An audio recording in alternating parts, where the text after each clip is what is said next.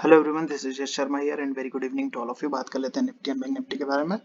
Market close होने वाला है जब मैं ये वीडियो बना रहा हूँ और मार्केट क्लोज हो चुका है। ठीक है, अब देखते हैं कि निफ्टी ने पूरे दिन क्या करा। निफ्टी ने पूरे दिन एक साइडवेज तरीके से अपने आप को मेंटेन करा। यहाँ पे एक पूरी तरह से साइडवेज मैं कहूँगा, यहाँ पे ओपनिंग ली कहीं पे, और उसके बाद निफ्टी पूरे दिन नीचे रहा, नीचे टाइम पास करता रहा और सेकेंड हाफ में ऊपर जाने की कोशिश की। अब ये जो कोशिश की है ये किन की वजह से की है, पहले वो जान लेते हैं।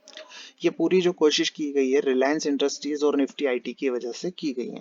निफ्टी आईटी आज आधा परसेंट से 1% के आसपास ऊपर था और रिलायंस इंडस्ट्रीज 1.5% के आसपास ऊपर था।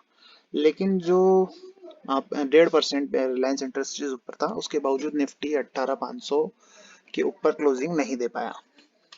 ठीक है, खुद को 18,500 के ऊपर मेंटेन नहीं कर पाया।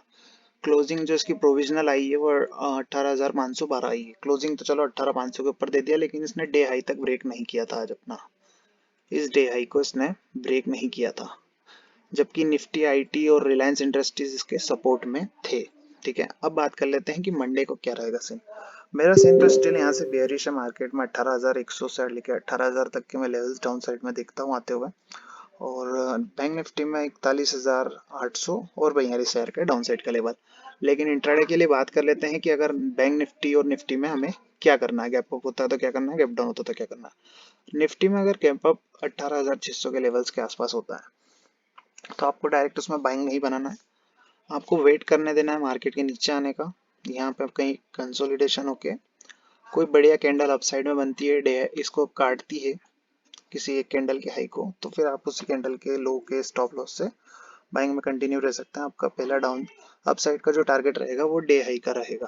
ठीक है, और अगर मार्केट गैप डाउन ओपन होता है, गैप डाउन अगर ओपन होता है 18,450 के नीचे, 18,450 के नीचे कहीं गैप डाउन ओपन होता है तो आपको मार्केट में शॉर्ट में ही बने रहना है। आपका स्टॉप लॉस रहेगा 18,530 पोजिशनल।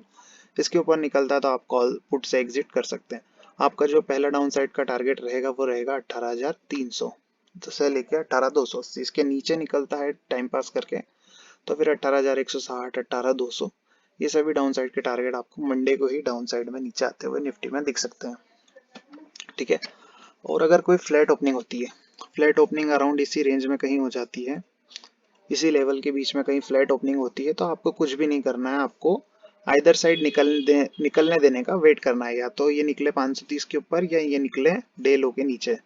18,450 के नीचे निकलता है तो वापस आपको शॉर्ट में आ जाना, और 18,530 के ऊपर निकलता है तो बाय करना है छोटे स्टॉप लॉस से। 18,520 के स्टॉप लॉस से आप वापस बाइंग कर सकते हैं अपसाइड के लिए।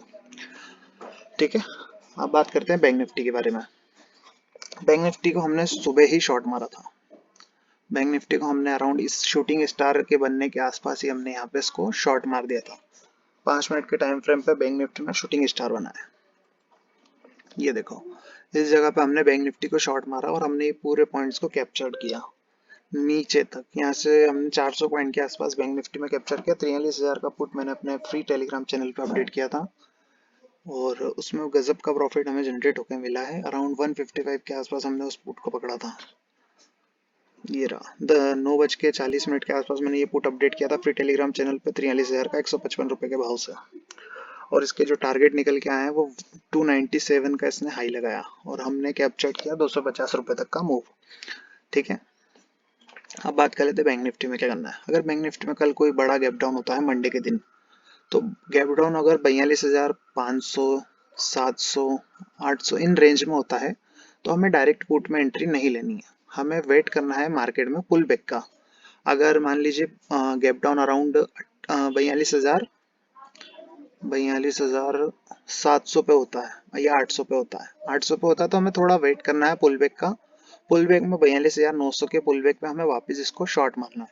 शॉर्ट मारेंगे तो हमारा फिर डाउन साइड का टारगेट डे लो के नीचे जैसे ही निकलता है तो 42,500, 600, 700 ये सभी डाउन साइड के टारगेट आएंगे, और उसके नीचे जाके क्लोजिंग देता है तो फिर नेक्स्ट डे हमें 42,000 तक के लेवल्स भी बैंक निफ्टी में आते हुए दिख सकते हैं। आज यूएस मार्केट ओपन रहेंगे क्योंकि कल बंद है। अगर बैंक निफ्टी में कोई गैप अप होता है तो गैप अप में हमें क्या करना है कि गैप अप अगर इस लेवल का होता है 42,200 के आसपास, और वापस वो कोई रेड कैंडल बना के नीचे आना रहता है, ठीक है, बड़े गैप अप में, तो आपको कुछ भी नहीं करना है, आपको वापस से शॉर्ट मार देना है इस हाई का एसएल लगा के, 42,300 या 42,250 का एसएल लगा के आप शॉर्ट मार सकते हैं। वहां पे आपको क्या होगा कि डबल टॉप मिलेगा, एक टॉप तो ये रहा, दूसरा यहाँ बन जाएगा, और फिर वापस मार्केट आपका नीचे आता हुआ दिख सकता है।